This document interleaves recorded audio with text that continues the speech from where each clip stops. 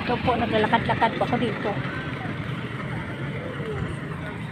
Sa tabi ng dagat. At tuwing hapon, marami talagang tao dito.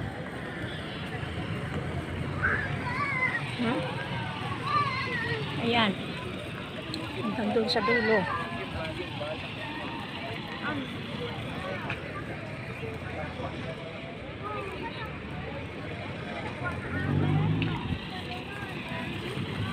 Ginawa ng tao ng park ito. Ganda dito kasi yung hangin daw preska. Maraming nakaupo, maraming kumakain, marami ding nagbibinta.